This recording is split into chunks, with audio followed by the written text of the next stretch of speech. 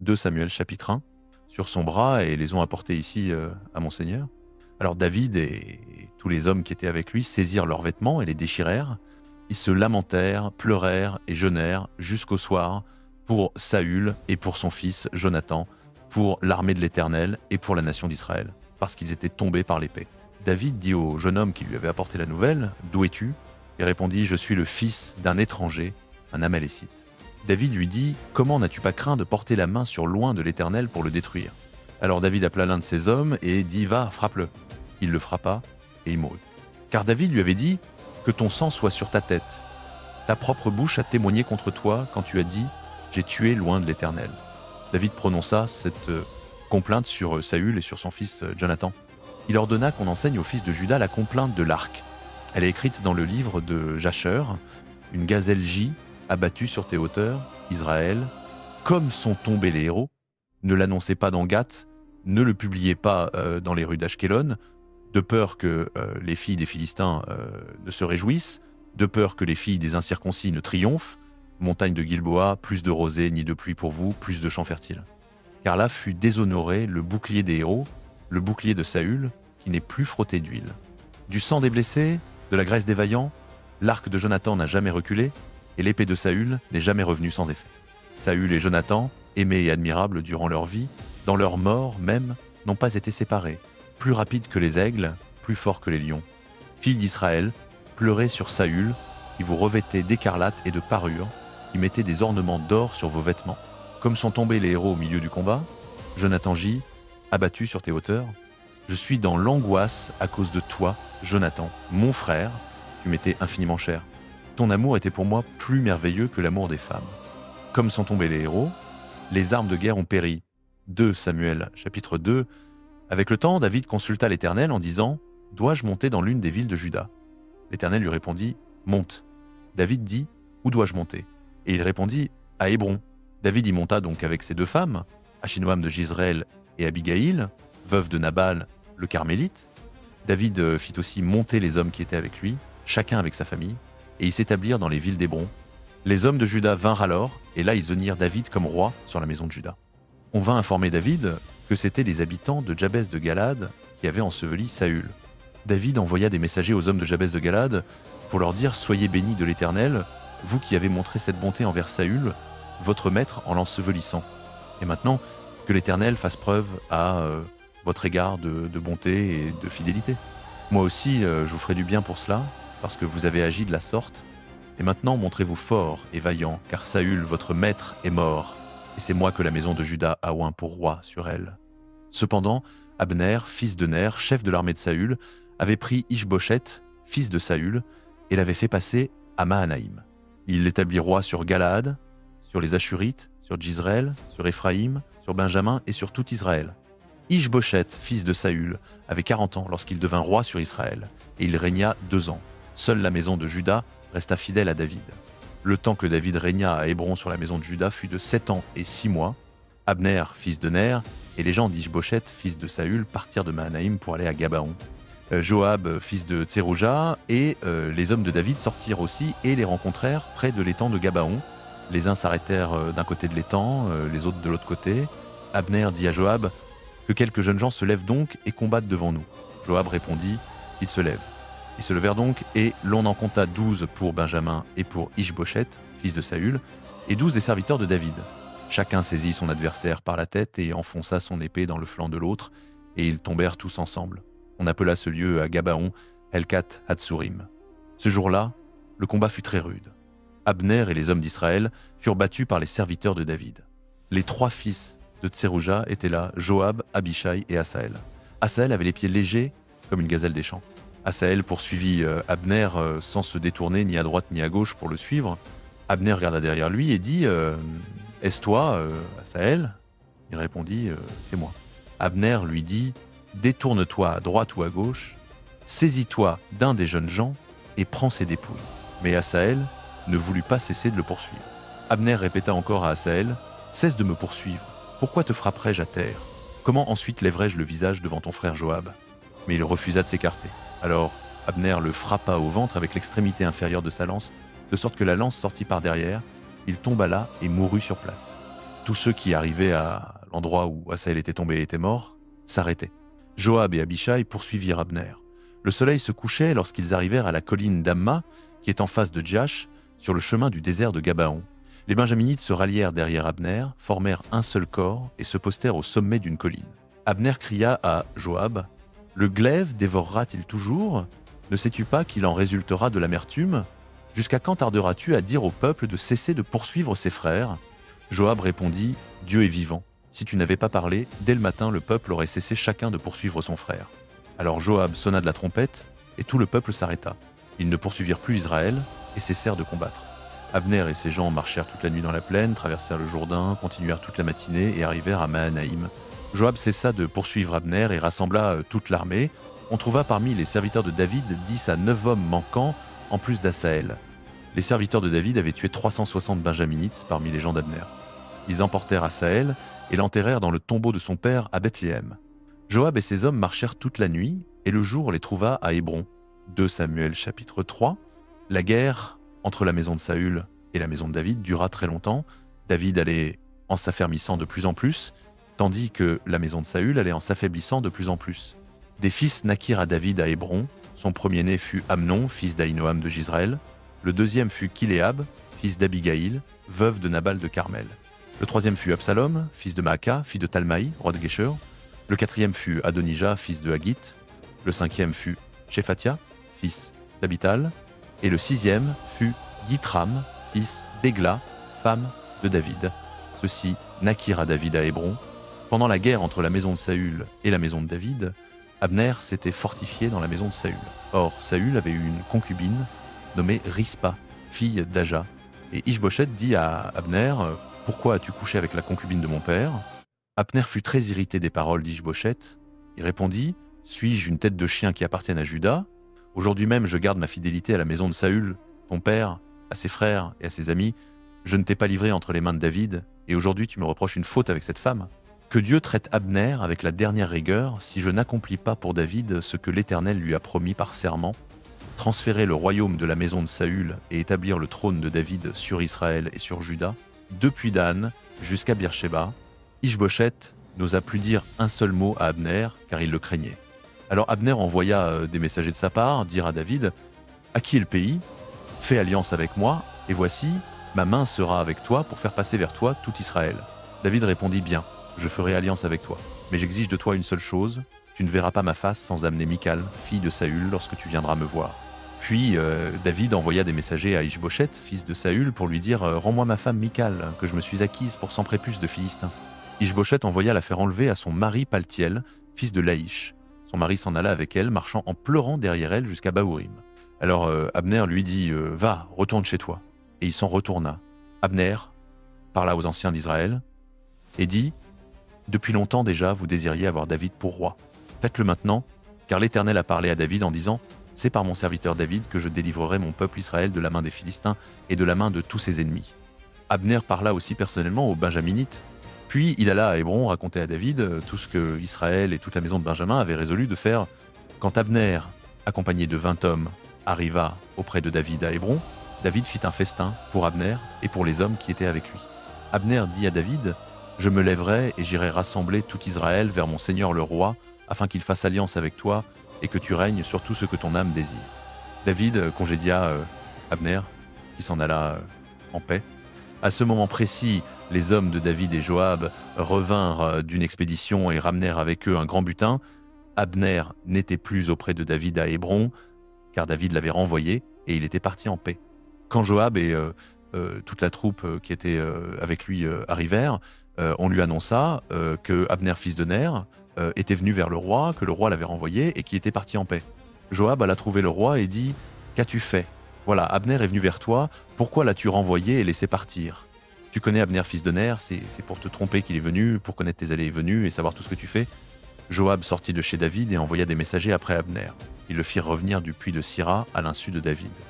Lorsque Abner fut de retour à Hébron, Joab le prit à part au milieu de la porte, comme pour lui parler en secret, et là, pour venger le sang de son frère Asaël, il le frappa au ventre, et Abner mourut. Quand David apprit la nouvelle, il dit : « Moi et mon royaume sommes à jamais innocents devant l'Éternel du sang d'Abner, fils de Ner.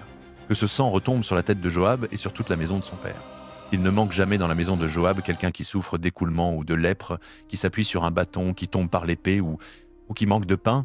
Joab et son frère Abishai avaient assassiné Abner parce qu'il avait tué leur frère Asaël dans le combat de Gabaon. Alors David dit à Joab et à tout le peuple qui était avec lui, « Déchirez vos vêtements, ceignez-vous de sacs et marchez en deuil devant Abner. » Le roi David lui-même marchait derrière le cercueil. On enterra Abner à Hébron. Le roi éleva la voix et pleura sur le tombeau d'Abner. Tout le peuple pleura aussi. Le roi prononça cette complainte sur Abner. « Faut-il qu'Abner meure comme meurt un insensé ? Tes mains n'étaient pas liées, tes pieds n'étaient pas mis au fer. Tu es tombé comme on tombe devant des criminels. » Et tout le peuple pleura de nouveau sur lui. Tout le peuple vint presser David de prendre de la nourriture pendant qu'il faisait encore jour, mais David jura en disant « Que Dieu me traite avec la dernière rigueur si je goûte du pain ou quoi que ce soit avant le coucher du soleil. » Tout le peuple remarqua, et cela lui plut. Tout ce que faisait le roi plaisait à tout le peuple. Ce jour-là, tout le peuple et tout Israël comprirent que ce n'était pas de par le roi qu'avait eu lieu le meurtre d'Abner, fils de Ner. Alors le roi dit à ses serviteurs, « Ne savez-vous pas qu'un prince et un grand homme est tombé aujourd'hui en Israël ? Moi, aujourd'hui, bien qu'un roi, je suis faible, et ces fils de Tserouja sont trop forts pour moi. Que l'Éternel rende à celui qui a fait le mal selon son mal. » 2 Samuel, chapitre 4. Quand Ishboshet, fils de Saül, apprit qu'Abner était mort à Hébron, ses mains défaillirent, et tout Israël fut dans l'effroi. Or le fils de Saül avait 2 hommes chefs de bande, l'un s'appelait Baana et l'autre Rekab. Ils étaient fils de Rimon le Bérotien, de la tribu de Benjamin, car Béhéroth aussi est compté comme faisant partie de Benjamin parce que les habitants de Béhéroth s'étaient enfuis à Gitaïm et y ont séjourné comme étrangers jusqu'à ce jour. Jonathan, fils de Saül, avait un fils perclus des 2 pieds. Il était âgé de 5 ans lorsqu'arriva de Jizréel la nouvelle de la mort de Saül et de Jonathan. Sa nourrice le prit et s'enfuit, et dans sa hâte de fuir, il tomba et devint boiteux. Son nom était Méphi-Boshet. Rekab et Baana, fils de Rimon le Bérotien, partirent donc et arrivèrent, pendant la chaleur du jour, à la maison d'Ishboshet, qui prenait son repos de midi. Ils pénétrèrent jusqu'au milieu de la maison comme pour prendre du froment, et ils le frappèrent au ventre. Puis Rekab et Baana, son frère, s'échappèrent. Ils étaient entrés dans la maison pendant qu'il était couché sur son lit, dans sa chambre à coucher. Ils le frappèrent à mort, lui tranchèrent la tête, prirent sa tête et marchèrent toute la nuit par le chemin de la Araba. Ils apportèrent la tête d'Ishboshet à David, à Hébron, et ils dirent au roi, « Voici la tête d'Ishboshet, fils de Saül, ton ennemi qui en voulait à ta vie. Aujourd'hui l'Éternel a vengé mon seigneur, le roi, contre Saül et contre sa postérité. » David répondit à Rekab et à Baana son frère, fils de Rimon le Bérotien, « L'Éternel est vivant, lui qui m'a délivré de toute détresse. Celui qui m'annonça que Saül était mort et qui pensait m'apporter une bonne nouvelle, je le saisis et le fis mourir à Tsiklag. Voilà le salaire que je lui donnais pour sa nouvelle. Combien plus, lorsque des méchants ont tué un homme innocent, dans sa propre maison et sur son lit? Ne dois-je pas maintenant redemander son sang de votre main et vous exterminer de la terre ?» David donna un ordre à ces jeunes hommes, et ils les tuèrent. Ils leur coupèrent les mains et les pieds et suspendirent leur corps près de l'étang d'Hébron. Quant à la tête d'Ishboshet, ils la prirent et l'enterrèrent dans le tombeau d'Abner à Hébron. 2 Samuel, chapitre 5. Toutes les tribus d'Israël vinrent auprès de David à Hébron et dirent « Voici, nous sommes de tes os et de ta chair. Déjà autrefois, lorsque Saül régnait sur nous, c'était toi qui faisais sortir et rentrer Israël. Et l'Éternel t'a dit « Tu paîtras mon peuple Israël et tu seras le prince d'Israël. » Tous les anciens d'Israël vinrent donc vers le roi David à Hébron. Le roi conclut une alliance avec eux à Hébron devant l'Éternel et ils honnirent David comme roi sur Israël. David était âgé de 30 ans lorsqu'il devint roi et il régna 40 ans. À Hébron, il régna sur Juda 7 ans et 6 mois et à Jérusalem, il régna 33 ans sur tout Israël et Juda. Le roi et ses hommes marchèrent sur Jérusalem contre les Jébuséens qui habitaient le pays. Ceux-ci dirent à David « Tu n'entreras pas ici, même les aveugles et les boiteux te repousseront. » Ils pensaient que David ne pourrait pas entrer là. Mais David s'empara de la forteresse de Sion, c'est la cité de David. Ce jour-là, David avait dit « Quiconque frappera les Jébuséens montera par le canal et atteindra ces boiteux et ces aveugles qui sont les ennemis de David. » C'est pourquoi l'on dit « L'aveugle et le boiteux n'entreront pas dans la maison. » David s'établit dans la forteresse et l'appela cité de David. Il fit des constructions tout autour, depuis Milo et à l'intérieur. David devenait de plus en plus puissant et l'Éternel, le Dieu des armées, était avec lui. Hiram, roi de Tyr, envoya des messagers à David avec du bois de cèdre, des charpentiers et des tailleurs de pierre, et ils bâtirent une maison pour David. David reconnut alors que l'Éternel l'avait affermi comme roi sur Israël et qu'il avait élevé son royaume à cause de son peuple Israël. Après être venu de Hébron, David prit encore des concubines et des femmes à Jérusalem, et il lui naquit encore des fils et des filles. Voici les noms de ceux qui lui naquirent à Jérusalem. Shamoua, Shobab, Nathan, Salomon, Yibar, Elishua, Népheg, Yaphia, Elishama, Eliada et Eliphélet. Les Philistins apprirent qu'on avait oint David roi sur Israël. Ils montèrent tous à sa recherche. David en fut informé et descendit à la forteresse. Les Philistins arrivèrent et se répandirent dans la vallée des Réphaïm. David consulta l'Éternel et dit : « Monterai-je contre les Philistins ? Les livreras-tu entre mes mains ?» L'Éternel répondit à David : « Montez, car je livrerai certainement les Philistins entre tes mains. » David alla donc à Baal-Pératsim, où il les bâtit. Il dit : « L'Éternel a dispersé mes ennemis devant moi, comme des eaux qui s'échappent. » C'est pourquoi l'on appela ce lieu Baal-Pératsim. Les Philistins abandonnèrent là leurs idoles, et David et ses gens les emportèrent. Les Philistins montèrent de nouveau et se répandirent dans la vallée des Réphaïm. David consulta l'Éternel, qui dit : « Tu ne monteras pas directement, tourne-les par derrière, et tu arriveras sur eux en face des balsamiers. Quand tu entendras le bruit d'un pas dans les cimes des balsamiers, alors hâte-toi, car c'est l'Éternel qui sort devant toi pour frapper le camp des Philistins. » David fit ainsi que l'Éternel le lui avait ordonné, et il battit les Philistins depuis Géba jusqu'à Gézer. 2 Samuel, chapitre 6. David rassembla de nouveau tous les jeunes hommes d'élite d'Israël, au nombre de 30 000. Lui et tous ses hommes partirent pour Baala de Juda, afin d'en faire monter l'arche de Dieu sur laquelle est invoqué le nom de l'Éternel des armées qui siège entre les chérubins au-dessus d'elle. Ils placèrent l'arche de Dieu sur un char neuf et l'emmenèrent de la maison d'Abinadab qui était sur la colline. Uzza et Ajo, fils d'Abinadab, conduisaient le char neuf avec l'arche de Dieu. Ajo marchait devant l'arche. David et toute la maison d'Israël dansaient de toute leur force devant l'Éternel, avec des chants, des harpes, des luttes, des tambourins, des sistres et des cymbales. Lorsqu'ils arrivèrent à l'aire de Nakon, Uzza étendit la main vers l'arche de Dieu et la saisit, parce que les bœufs avaient trébuché. La colère de l'Éternel s'enflamma contre Uzza. Dieu le frappa à cause de cette faute irréfléchie, et il mourut là, près de l'arche de Dieu. David s'irrita de ce que l'Éternel avait fait éclater sa colère contre Uzza. On a appelé ce lieu Pérez-Uzza jusqu'à ce jour. David eut peur de l'Éternel en ce jour-là, et dit : « Comment l'arche de l'Éternel entrerait-elle chez moi ?» Il ne voulut pas déplacer l'arche de l'Éternel vers lui dans la cité de David. Il la fit détourner vers la maison d'Obed, Édom le Gittien. L'arche de l'Éternel resta 3 mois dans la maison d'Obed, Édom le Gittien, et l'Éternel bénit Obed, Édom et toute sa maison. On vint dire au roi David : « L'Éternel a béni la maison d'Obed, Édom et tout ce qui lui appartient à cause de l'arche de Dieu. » David partit donc et fit monter l'arche de Dieu de la maison d'Obed, Édom à la cité de David, au milieu des réjouissances. Quand ceux qui portaient l'arche de l'Éternel eurent fait 6 pas, on sacrifia un taureau et un veau gras. David, vêtu d'un éphod de lin, dansait de toute sa force devant l'Éternel. David et toute la maison d'Israël faisaient monter l'arche de l'Éternel avec des acclamations et au son des trompettes. Comme l'arche de l'Éternel entrait dans la cité de David, Michal, fille de Saül, regardait par la fenêtre.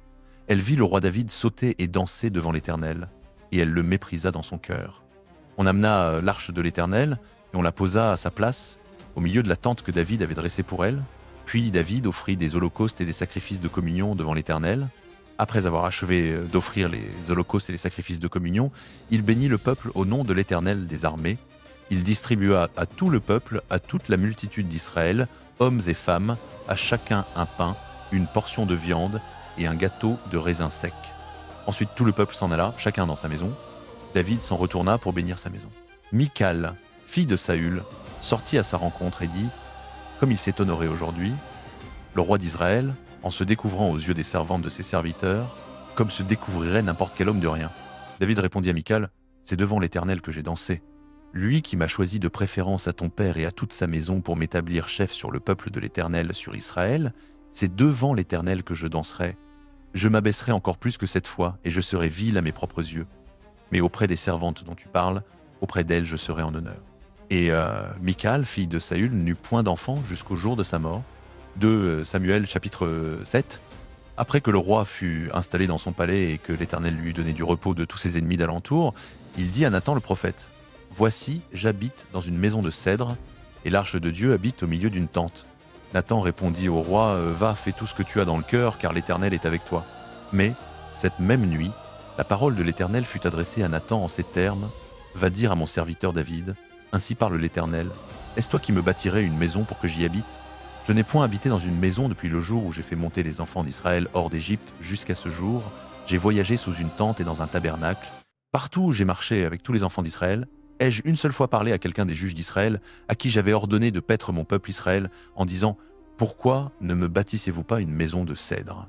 Maintenant donc tu diras à mon serviteur David Ainsi parle l'Éternel des armées, je t'ai pris au milieu des pâturages d'auprès du troupeau pour être chef sur mon peuple, sur Israël.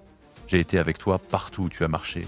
J'ai exterminé tous tes ennemis devant toi, et je rendrai ton nom grand comme le nom des grands qui sont sur la terre. J'établirai un lieu pour mon peuple, pour Israël, je le planterai, il y demeurera, il ne sera plus troublé, et les méchants ne l'opprimeront plus comme auparavant et comme à l'époque où j'avais établi des juges sur mon peuple Israël. Je te donnerai du repos de tous tes ennemis. L'Éternel t'annonce que l'Éternel te bâtira une maison. Quand tes jours seront accomplis et que tu seras couché avec tes pères, je susciterai après toi ton descendant, qui sera issu de tes entrailles, et j'affermirai son règne. C'est lui qui bâtira une maison à mon nom, et j'affermirai pour toujours le trône de son royaume. Je serai pour lui un père, et lui sera pour moi un fils. S'il fait le mal, je le châtierai avec une verge d'homme et avec des coups que donnent les fils de l'homme, mais ma grâce ne se retirera pas de lui, comme je l'ai retiré de Saül, que j'ai rejeté devant toi.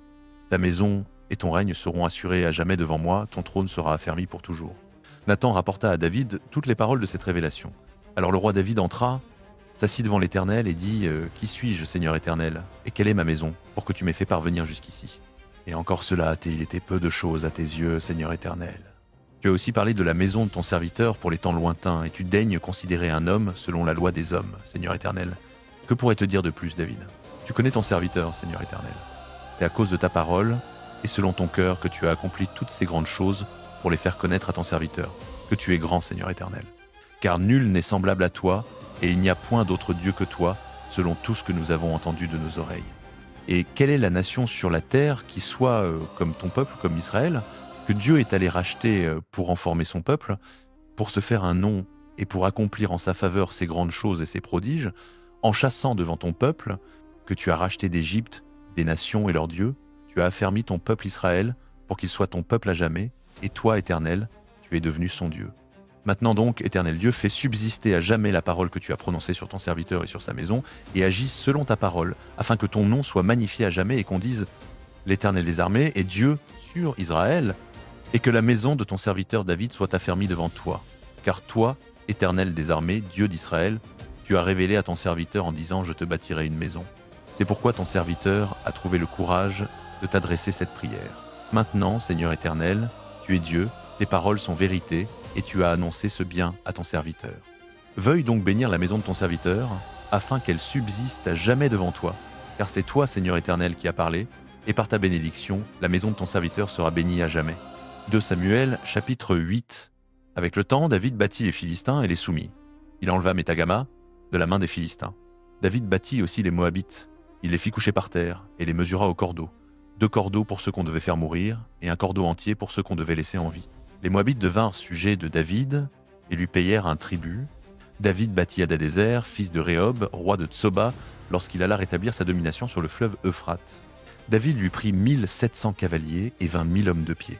Il coupa les jarrets à tous les chevaux d'attelage, mais en réserva 100 attelages. Quand les Syriens de Damas vinrent au secours d'Hadadézer, roi de Tsoba, David tua 22 000 d'entre eux. Il mit des garnisons dans la Syrie de Damas, et les Syriens devinrent sujets de David et lui payèrent un tribut. L'Éternel donnait la victoire à David partout où il allait. David prit les boucliers d'or qui étaient aux serviteurs d'Hadadézer et les apporta à Jérusalem. Le roi David prit encore une très grande quantité de bronze à Bétache et à Bérotaï, ville d'Hadadézer. Quand tout, roi de Hamath, apprit que David avait battu toute l'armée d'Hadadézer, il envoya son fils Joram au roi David pour le saluer et le féliciter d'avoir combattu Hadadézer et de l'avoir battu, car Hadadézer était en guerre avec tout. Joram apporta des objets d'argent, des objets d'or et des objets de bronze. Le roi David les consacra à l'Éternel, comme il avait consacré l'argent et l'or de toutes les nations qu'il avait soumises. Édom, Moab, les fils d'Ammon, les Philistins, Amalek, et le butin d'Hadadézer, fils de Rehob, roi de Tsoba. David se fit un nom lorsqu'il revint de la défaite des Syriens dans la vallée du Sel, après en avoir tué 10 à 8 000. Il mit des garnisons dans tout Édom. Dans tout Édom, il mit des garnisons, et tous les Édomites devinrent sujets de David. L'Éternel donnait la victoire à David partout où il allait. David régna sur tout Israël, faisant droit et justice à tout son peuple. Joab, fils de Tserouja, commandait l'armée. Josaphat, fils d'Ahiloud, était archiviste. Sadok, fils d'Ahitub, et Abimelech, fils d'Ebiatar, était sacrificateur. Séraja était secrétaire. Benaja, fils de Jéhojada, commandait les Kérétiens et les Pélétiens, et les fils de David étaient prêtres. 2 Samuel, chapitre 9. David demanda « Y a-t-il encore quelqu'un qui reste de la maison de Saül, afin que je lui fasse du bien à cause de Jonathan ?» Il y avait un serviteur de la maison de Saül nommé Tsiba. On l'appela devant David. Le roi lui dit « Es-tu Tsiba ?» Il répondit « Ton serviteur. » Le roi dit « N'y a-t-il plus personne de la maison de Saül, afin que je lui fasse la bonté de Dieu ?» Tsiba répondit au roi « Il y a encore un fils de Jonathan, perclus des 2 pieds. » Le roi dit « Où est-il » Tsiba répondit au roi « Il est dans la maison de Makir, fils d'Amiel, à Lodbar. » Le roi David l'envoya chercher de Lodbar, de la maison de Makir, fils d'Amiel. Quand Méphibosheth, fils de Jonathan, fils de Saül, fut venu auprès de David, il se jeta le visage contre terre et se prosterna. David dit « Méphibosheth » Il répondit « Voici ton serviteur. » David lui dit « Ne crains point, car je veux te faire du bien à cause de Jonathan, ton père. Je te rendrai toutes les terres de Saül, ton grand-père, et tu mangeras toujours à ma table. » Méphibosheth se prosterna et dit « Qu'est ton serviteur pour que tu regardes un chien mort comme moi ?» Alors le roi appela Tsiba, serviteur de Saül, et lui dit « Tout ce qui appartenait à Saül et à toute sa maison, je le donne au fils de ton maître. Vous cultiverez pour lui les terres, toi, tes fils et tes serviteurs, vous apporterez les récoltes, afin que le fils de ton maître ait du pain à manger, et Méphibosheth, fils de ton maître, mangera toujours à ma table. » Or Tsiba avait 15 fils et 20 serviteurs. Tsiba dit au roi « Ton serviteur fera tout ce que mon seigneur le roi ordonne à son serviteur. » Ainsi Méphibosheth mangeait à la table de David comme l'un des fils du roi. Méphibosheth avait un jeune fils nommé Mika. Toute la famille de la maison de Tsiba était au service de Méphibosheth. Méphibosheth habitait à Jérusalem, car il mangeait toujours à la table du roi. Il était perclus des 2 pieds. 2 Samuel, chapitre 10. Avec le temps, le roi des Ammonites mourut, et son fils Hanoun régna à sa place. David dit « Je veux user de bienveillance envers Hanoun, fils de Nahash, comme son père en a usé envers moi. » David envoya donc des serviteurs pour le consoler au sujet de son père. Quand les serviteurs de David arrivèrent dans le pays des Ammonites, les chefs des Ammonites dirent à Hanoun, leur maître, « Penses-tu que ce soit pour honorer ton père que David t'envoie des consolateurs? N'est-ce pas pour explorer la ville, pour l'espionner et pour la détruire qu'il a envoyé ses serviteurs vers toi ?» Alors Hanoun saisit les serviteurs de David, leur fit raser la moitié de la barbe, coupa leurs vêtements par le milieu jusqu'aux fesses et les renvoya. Quand on informa David de cela, il envoya des messagers à leur rencontre car ces hommes étaient profondément humiliés. Le roi dit « Restez à Jéricho jusqu'à ce que vos barbes aient repoussé, puis revenez. » Les Ammonites virent qu'ils s'étaient rendus odieux à David. Ils recrutèrent 20 000 hommes de pied araméens, de Beth Rehob et de Tsoba, le roi de Maaka avec 1000 hommes, et les gens de Tob 12 000 hommes. À cette nouvelle, David envoya Joab avec toute l'armée, les hommes vaillants. Les Ammonites sortirent et se rangèrent en bataille à l'entrée de la porte de leur ville, tandis que les Araméens de Tsoba et de Rehob, ainsi que les gens de Tob et de Maaka, étaient à part dans la campagne. Joab vit qu'il avait des forces de combat devant lui et derrière lui. Il choisit alors parmi toutes les élites d'Israël, les rangea contre les Araméens, et remit le reste du peuple sous le commandement de son frère Abishai, qu'il rangea contre les Ammonites. Il dit « Si les Araméens sont plus forts que moi, tu viendras à mon secours. Et si les Ammonites sont plus forts que toi, j'irai te secourir. Sois fort. Montrons du courage pour notre peuple et pour les villes de notre Dieu. L'Éternel fera ce qui lui semblera bon. » Joab et les troupes qui étaient avec lui s'avancèrent vers les Araméens pour le combat, et ceux-ci s'enfuirent devant lui. Quand les Ammonites virent que les Araméens fuyaient, ils fuirent aussi devant Abishai et rentrèrent dans la ville. Joab revint de la campagne contre les Ammonites et rentra à Jérusalem. Les Araméens, voyant qu'ils avaient été battus devant Israël, se rallièrent.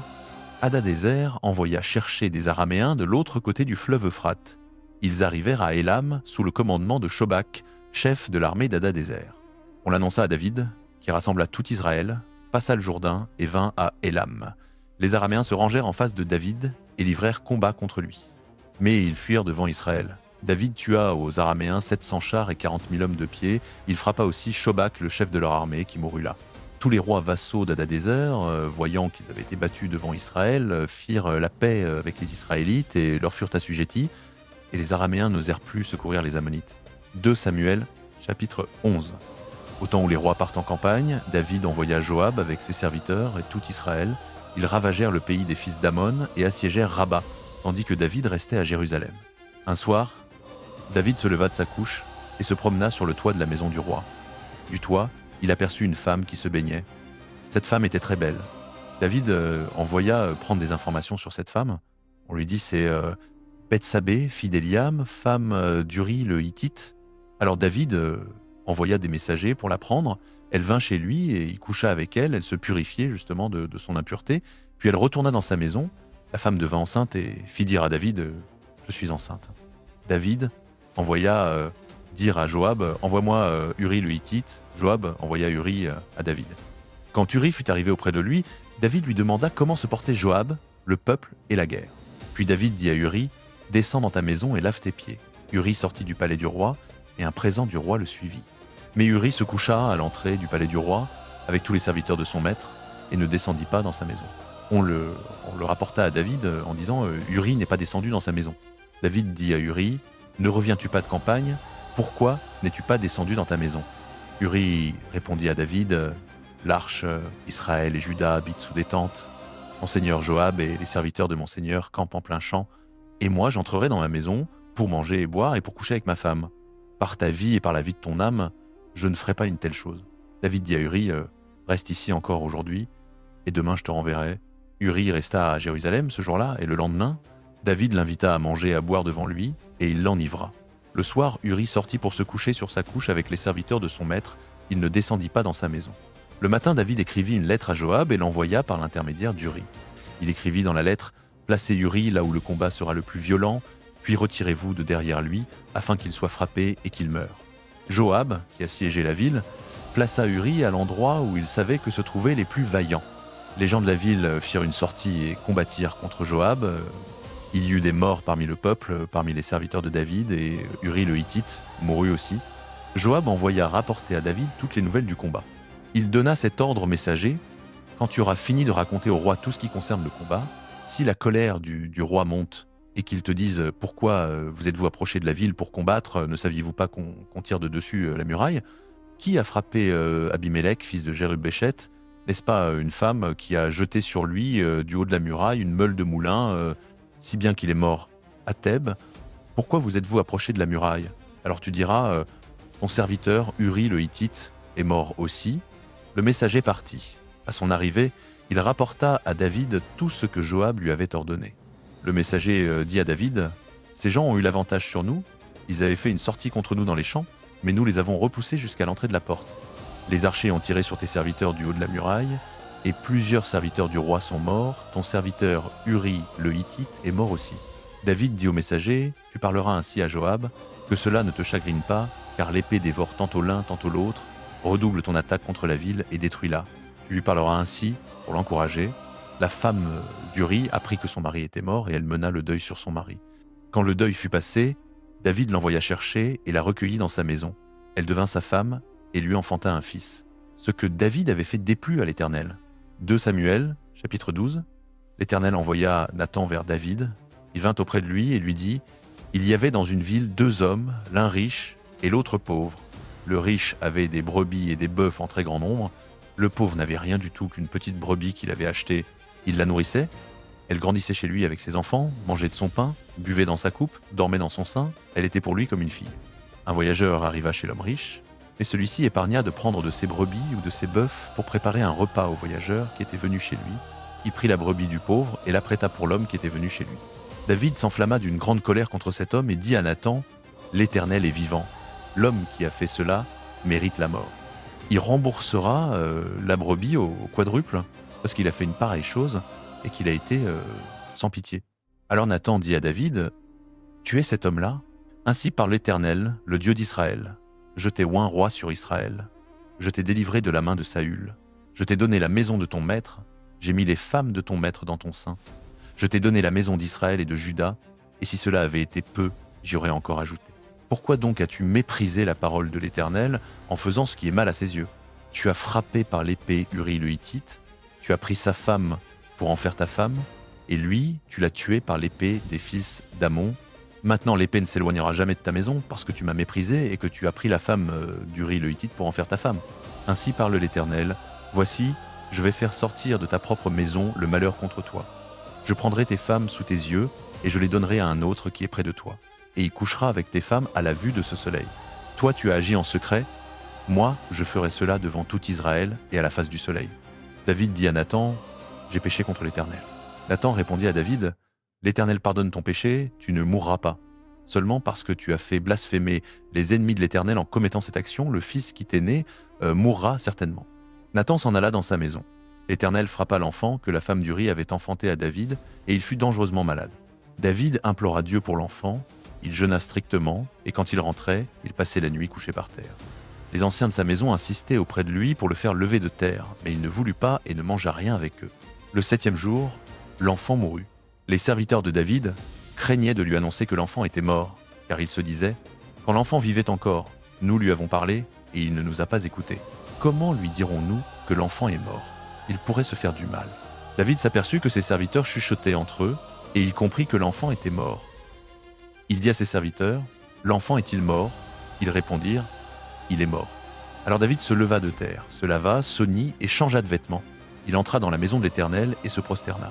Puis il rentra dans sa maison, demanda qu'on lui servît à manger, et il mangea. Ses serviteurs lui dirent, « Que fais-tu là ? Quand l'enfant vivait, tu jeûnais et tu pleurais, et maintenant qu'il est mort, tu te lèves et tu manges. » Il répondit, « Quand l'enfant vivait encore, j'ai jeûné et pleuré, car je disais, qui sait si l'Éternel n'aura pas pitié de moi et si l'enfant ne vivra pas. Maintenant qu'il est mort, pourquoi jeûnerai-je ? Puis-je le faire revenir ? Moi j'irai vers lui, mais lui ne reviendra pas vers moi. » David consola Bathsheba, sa femme, il alla vers elle et coucha avec elle. Elle enfanta un fils, qu'il appela Salomon, et l'Éternel l'aima. Il envoya le prophète Nathan pour le nommer Jédidia, à cause de l'Éternel. Pendant ce temps, Joab combattait contre Rabba des fils d'Ammon et s'empara de la ville royale. Joab envoya des messagers à David pour lui dire « J'ai attaqué Rabba et je me suis déjà emparé du réservoir d'eau. Maintenant, rassemble le reste du peuple, campe contre la ville et prends-la, de peur que je ne prenne la ville et qu'on ne l'appelle de mon nom. » David rassembla tout le peuple, marcha sur Rabba, l'attaqua et s'en empara. Il enleva la couronne de leur roi de dessus sa tête. Elle pesait un talent d'or et était ornée de pierres précieuses. On la mit sur la tête de David.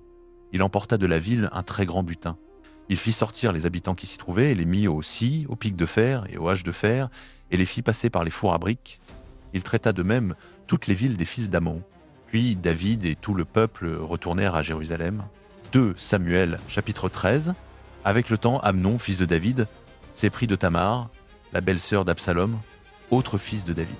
Amnon fut si tourmenté à cause de sa sœur Tamar qu'il en tomba malade. Elle était vierge, et il paraissait impossible à Amnon de lui faire quoi que ce soit. Or Amnon avait un ami nommé Jonadab, fils de Chiméa, frère de David. Jonadab était un homme très astucieux. Il dit à Amnon, « Pourquoi, fils du roi, es-tu si abattu, matin après matin, ne veux-tu pas me le dire ?» Amnon lui répondit, « J'aime Tamar, la sœur de mon frère Absalom. » Jonadab lui dit, « Mets-toi au lit et fais semblant d'être malade. Quand ton père viendra te voir, tu lui diras, « Permets que ma sœur Tamar vienne me donner à manger, qu'elle prépare le plat sous mes yeux, afin que je le voie et que je mange de sa main. » Amnon se coucha donc et fit semblant d'être malade. Le roi vint le voir, et Amnon lui dit, « Permets que ma sœur Tamar vienne faire devant moi 2 beignets, afin que je mange de sa main. » David envoya dire à Tamar dans le palais, « Va dans la maison de ton frère Amnon et prépare-lui un repas. » Tamar alla donc dans la maison de son frère Amnon, qui était couché. Elle prit de la pâte, la pétrit, prépara les beignets sous ses yeux et les fit cuire. Elle prit la poêle et les lui servit, mais il refusa de manger. Amnon dit, « Faites sortir tout le monde d'ici. » Tous sortirent. Alors Amnon dit à Tamar, « Apporte le plat dans la chambre, afin que je mange de ta main. » Tamar prit les beignets qu'elle avait faits et les apporta à son frère Amnon dans la chambre. Comme elle s'approchait pour lui faire manger, il la saisit et lui dit, « Viens, couche avec moi, ma sœur. » Elle lui répondit, « Non, mon frère, ne me viole pas. Cela ne se fait pas en Israël. Ne commets pas cette infamie. Moi, où irais-je porter ma honte ? Et toi, tu serais comme l'un des insensés en Israël. Parle plutôt au roi, il ne me refusera pas à toi. » Mais il ne voulut pas l'écouter. Plus fort qu'elle, il la viola et coucha avec elle. Puis Amnon conçut pour elle une très grande haine. La haine qu'il eut pour elle fut plus forte que l'amour dont il l'avait aimée. Amnon lui dit, « Lève-toi, va-t'en. » Elle lui répondit, « Non, me chasser serait un mal plus grand encore que l'autre que tu m'as déjà fait. » Mais il ne voulut pas l'écouter. Il appela son serviteur personnel et dit, « Jette cette femme dehors, loin de moi, et verrouille la porte après elle. » Elle portait une tunique bigarrée, car c'était le vêtement que portaient les filles du roi encore vierges. Le serviteur la mit dehors et verrouilla la porte après elle. Tamar mit de la cendre sur sa tête, déchira la tunique bigarrée qu'elle portait, mit la main sur sa tête et s'en alla en poussant des cris. Absalom, son frère, lui dit « Ton frère Amnon a-t-il été avec toi? Maintenant ma sœur, tais-toi, c'est ton frère. Ne prends pas cette affaire trop à cœur. » Et Tamar, désolée, demeura dans la maison de son frère Absalom. Quand le roi David apprit toutes ces choses, il fut très irrité. Absalom ne dit à Amnon ni bien ni mal, mais Absalom haïssait Amnon parce qu'il avait violé Tamar, sa sœur.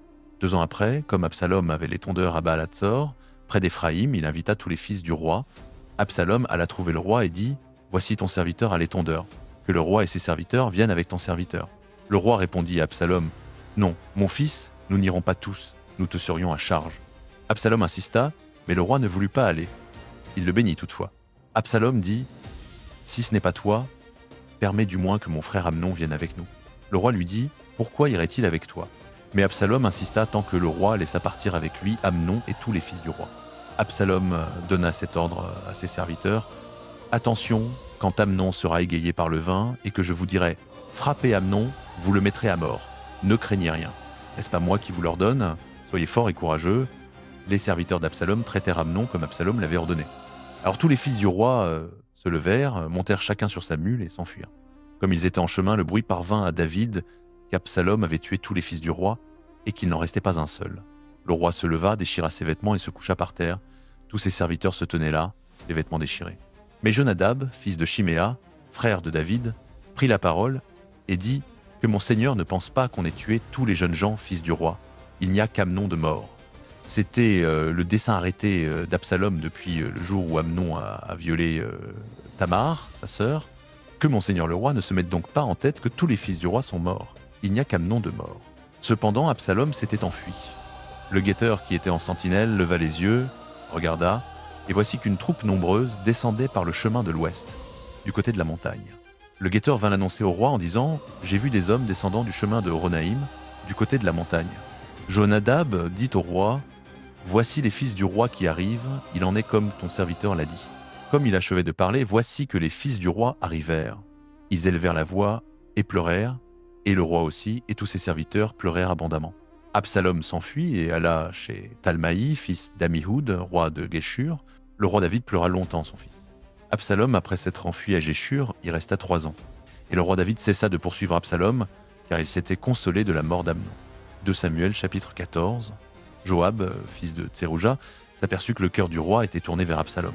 Il envoya chercher à Tekoa une femme habile et lui dit « Fais semblant d'être en deuil, revêt des habits de deuil, ne te parfume pas d'huile, sois comme une femme qui depuis longtemps pleure un mort. Tu iras ainsi vers le roi et tu lui tiendras ce discours. » Et Joab lui mit les paroles dans la bouche. La femme de Tekoa alla donc vers le roi. Elle tomba la face contre terre, se prosterna et dit « Au secours, au roi !» Le roi lui dit « Qu'as-tu » Elle répondit « Hélas, je suis veuve, mon mari est mort. Ta servante avait 2 fils, ils se sont battus dans les champs, et il n'y avait personne pour les séparer. L'un a frappé l'autre et l'a tué. Et voici que toute la famille s'est levée contre ta servante en disant « Livre celui qui a frappé son frère, que nous le fassions mourir pour la vie de son frère qui l'a tué, et nous exterminerons même l'héritier. Ainsi ils éteindraient la braise qui me reste, ne laissant à mon mari ni nom ni survivant sur la face de la terre. Le roi dit à la femme « Va dans ta maison, je donnerai des ordres à ton sujet. » La femme de Tekoa dit au roi que la faute soit sur moi, mon seigneur le roi, et sur la maison de mon père, mais que le roi et son trône soient innocents.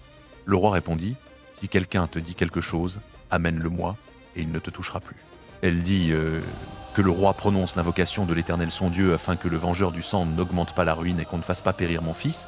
Il répondit « L'Éternel est vivant, il ne tombera pas à terre un cheveu de la tête de ton fils. » La femme dit « Permets que ta servante dise un mot à mon seigneur le roi. » Il répondit « Parle. » La femme dit « Pourquoi donc as-tu conçu une pareille chose contre le peuple de Dieu ?»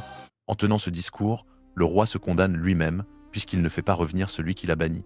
Car nous mourrons certainement, nous sommes comme de l'eau répandue sur la terre et qu'on ne peut recueillir. Dieu n'ôte pas la vie, mais il médite des moyens pour que le banni ne reste pas éloigné de lui. Et maintenant, si je suis venu dire ces choses à mon seigneur le roi, c'est que le peuple m'a effrayé. La servante s'est dit « Je veux parler au roi. Peut-être fera-t-il ce que demande sa servante. Oui, le roi écoutera et délivrera sa servante de la main de l'homme qui veut me retrancher, moi et mon fils, de l'héritage de Dieu. » Ta servante s'est dit « Que la parole de mon seigneur le roi me procure le repos, car mon seigneur le roi est comme un ange de Dieu pour discerner le bien et le mal. Que l'Éternel ton Dieu soit avec toi. » Le roi répondit à la femme « Ne me cache pas ce que je vais te demander. » La femme dit « Que mon seigneur le roi parle. » Le roi dit « La main de Joab n'est-elle pas avec toi, dans tout ceci » La femme répondit « Aussi vrai que ton âme vit, monseigneur le roi, on ne peut ni s'écarter à droite ni à gauche de tout ce que dit monseigneur le roi. Oui, c'est ton serviteur Joab qui m'a ordonné cela et qui a mis toutes ces paroles dans la bouche de ta servante. C'est pour changer la face des choses que ton serviteur Joab a fait cela. Mais monseigneur est sage comme un ange de Dieu pour connaître tout ce qui se passe sur la terre. Le roi dit à Joab « Voici, je vais faire ce que tu demandes. Va, fais revenir le jeune Absalom. » Joab tomba la face contre terre, se prosterna et bénit le roi. Puis Joab dit « Aujourd'hui ton serviteur sait qu'il a trouvé grâce à tes yeux au roi mon seigneur, puisque le roi agit selon la parole de son serviteur. » Joab se leva, partit pour Géshur, et ramena Absalom à Jérusalem. Mais le roi dit qu'il retourne dans sa maison. Il ne voit pas ma face. Absalom retourna dans sa maison et ne vit pas la face du roi. Dans tout Israël, il n'y avait personne d'aussi beau qu'Absalom et aussi digne de louange. De la plante des pieds au sommet de la tête, il n'avait aucun défaut. Quand il se rasait la tête, il le faisait chaque année, parce que sa chevelure lui pesait, et le poids des cheveux qu'il coupait était de 200 cycles, poids du roi. Il naquit à Absalom 3 fils et une fille nommée Tamar, et une femme belle de figure. Absalom demeura 2 années entières à Jérusalem, sans voir la face du roi. Absalom fit appeler Joab pour l'envoyer vers le roi, mais Joab ne voulut pas venir chez lui. Il le fit appeler une seconde fois, et Joab ne voulut pas venir. Alors Absalom dit à ses serviteurs voyez, le champ de Joab est à côté du mien, il y a de l'orge, allez, mettez-y le feu. » Les serviteurs d'Absalom mirent le feu au champ. Joab se leva, vint dans la maison d'Absalom et lui dit « Pourquoi tes serviteurs ont-ils mis le feu à mon champ ?»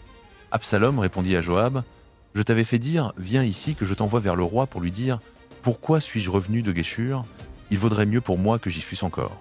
Maintenant je veux voir la face du roi, et s'il y a quelque faute en moi, qu'il me fasse mourir. » Joab alla vers le roi et lui rapporta ces paroles.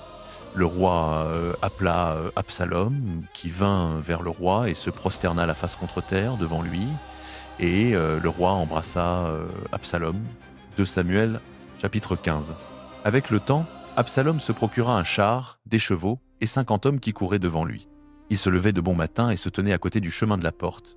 Toutes les fois qu'un homme avait un procès et venait vers le roi pour demander justice, Absalom l'appelait et disait « De quelle ville es-tu » L'autre répondait « Ton serviteur est de l'une des tribus d'Israël. » Alors Absalom lui disait « Vois, ta cause est bonne et juste, mais personne ne t'écoute de la part du roi. » Absalom ajoutait « Qui m'établira juge dans le pays ? Tout homme qui aurait un procès ou une cause viendrait vers moi, et je lui rendrai justice. » Et quand quelqu'un s'approchait pour se prosterner devant lui, il lui tendait la main, le saisissait et l'embrassait. Absalom agissait ainsi envers tous les Israélites qui venaient vers le roi pour demander justice. C'est ainsi qu'Absalom vola le cœur des gens d'Israël. Au bout de 4 ans, Absalom dit au roi « Permets que j'aille à Hébron accomplir un vœu que j'ai fait à l'Éternel. Car ton serviteur a fait un vœu pendant qu'il habitait à Géshur en Aram. Si l'Éternel me ramène à Jérusalem, je servirai l'Éternel. » Le roi lui dit « Va en paix. » Il partit donc et alla à Hébron. Absalom envoya des agents secrets dans toutes les tribus d'Israël pour dire « Dès que vous entendrez le son de la trompette, vous direz « Absalom est devenu roi à Hébron ». 200 hommes de Jérusalem avaient accompagné Absalom. Ils étaient invités comme hôtes et partirent en toute innocence, ne sachant rien de l'affaire. Pendant que Absalom offrait des sacrifices, il fit venir Ahitophel, le Guilonite, conseiller de David, de sa ville de Guilo. La conjuration devint puissante et le parti d'Absalom allait croissant. Un messager vint dire à David « Le cœur des hommes d'Israël s'est tourné vers Absalom. » Alors David dit à tous ses serviteurs qui étaient avec lui à Jérusalem « Levez-vous, fuyons. Sinon, aucun de nous n'échappera à Absalom. Hâtez-vous de partir de peur qu'il ne se hâte, ne nous atteigne, ne fasse tomber le malheur sur nous et ne frappe la ville du tranchant de l'épée. » Les serviteurs du roi lui dirent « Quoi que choisisse mon seigneur le roi, nous voici tes serviteurs. » Le roi partit, suivi de toute sa maison, mais il laissa 10 concubines pour garder le palais. Le roi partit avec tout le peuple qui le suivait, ils s'arrêtèrent à la dernière maison. Tous ses serviteurs défilaient à ses côtés avec tous les Kérétiens et tous les Pélétiens, et tous les Gittiens, au nombre de 600 hommes qui étaient venus de Gath à sa suite, marchaient devant le roi. Le roi dit à Itaï le Gittien « Pourquoi viendrais-tu aussi avec nous ? Retourne et reste avec le roi, car tu es étranger et même exilé de ton pays. Tu es arrivé d'hier, et aujourd'hui je te ferai errer avec nous, alors que moi je vais où je peux aller. Retourne et emmène tes frères avec toi. Que l'Éternel use envers toi de bonté et de fidélité. » Itaï répondit au roi « L'Éternel est vivant et mon seigneur le roi est vivant. Au lieu où sera mon seigneur le roi, soit pour la mort, soit pour la vie, là aussi sera ton serviteur. » David dit à Itaï « Va, passe. » Et Itaï, le Gittien, passa. avec tous ses hommes et toutes les familles qui étaient avec lui. Tout le pays pleurait à grands cris pendant que tout le peuple passait. Le roi traversa le torrent du Cédron et tout le peuple passa en face du chemin qui mène au désert. Tsadok était là aussi et avec lui tous les Lévites qui portaient l'arche de l'alliance de Dieu. Ils posèrent l'arche de Dieu et Abiatar offrit des sacrifices jusqu'à ce que tout le peuple ait fini de sortir de la ville. Le roi dit à Tsadok, « Reporte l'arche de Dieu dans la ville. Si je trouve grâce aux yeux de l'Éternel, il me ramènera et me fera voir l'arche et sa demeure. Mais s'il dit, je ne prends pas plaisir en toi, me voici, qu'il me fasse ce qui lui semblera bon, le roi dit encore au sacrificateur Tsadok, comprends-tu, retourne en paix à la ville, avec ton fils Ahimaatz et Jonathan, fils d'Abiatar, vous deux, retournez-y avec vos deux fils. Je m'attendrai au gué du désert jusqu'à ce que vienne de votre part une parole pour m'informer. Tsadok et Abiatar rapportèrent donc l'arche de Dieu à Jérusalem, et y restèrent.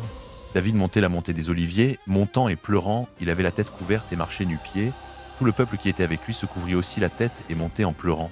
On vint dire à David, Ahitophel est parmi les conjurés avec Absalom. David dit, Éternel, réduis à néant les conseils d'Ahitophel.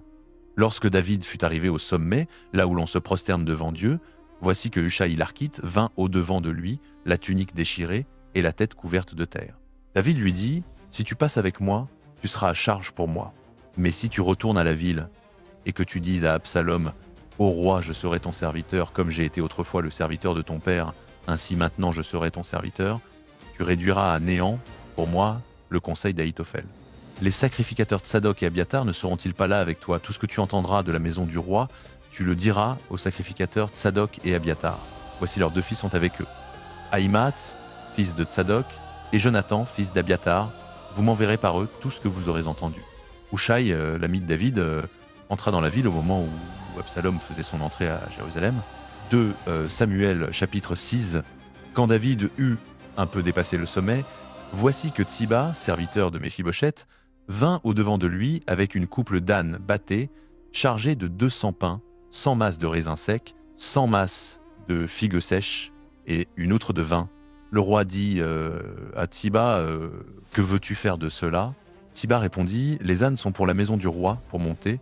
Le pain et les fruits d'été sont pour que les jeunes gens mangent, et le vin pour que boivent ceux qui seront épuisés dans le désert. Le roi dit, et où est le fils de ton maître? Tsiba répondit au roi, voici il est resté à Jérusalem, car il a dit, aujourd'hui la maison d'Israël me rendra le royaume de mon père. Le roi dit à Tsiba, voici tout ce qui appartenait à Méphibosheth est à toi. Tsiba s'inclina et dit, que je trouve grâce à tes yeux, ô roi mon seigneur. Comme le roi David approchait de Bahurim, voici qu'un homme de la famille de Saül sortit de là, il s'appelait Shimei, fils de Guéra. Il s'avançait en proférant des malédictions. Il jetait des pierres à David et à tous les serviteurs du roi David, tandis que tout le peuple et tous les vaillants étaient à la droite et à la gauche du roi. Shimei parlait ainsi en maudissant, va-t'en, homme de sang, vaut rien. L'Éternel fait retomber sur toi tout le sang de la maison de Saül, dont tu as usurpé la royauté, et l'Éternel a livré la royauté entre les mains d'Absalom, ton fils. Te voilà dans ton malheur, car tu es un homme de sang. Alors Abishai, fils de Tserouja, dit au roi, pourquoi ce chien mort maudit-il le roi mon seigneur? Laisse-moi passer que je lui ôte la tête. Mais le roi dit, qu'ai-je à faire avec vous, fils de Tserouja? S'il maudit, c'est que l'Éternel lui a dit, maudisse David. Qui donc lui dira, pourquoi agis-tu ainsi? Et David dit à Abishai et à tous ses serviteurs, voici mon fils sorti de mes entrailles, en veut à ma vie, à plus forte raison ce Bényamite. Laissez-le qu'il maudisse, car l'Éternel le lui a ordonné. Peut-être l'Éternel regardera-t-il mon affliction et me rendra-t-il le bien en retour de la malédiction d'aujourd'hui. David et ses gens continuèrent leur chemin. Shimei marchait sur le flanc de la montagne, parallèlement à lui. Il maudissait en marchant, lui jetait des pierres et soulevait la poussière. Le roi et tout le peuple qui était avec lui arrivèrent épuisés à l'endroit fixé. Là, il se rafraîchit.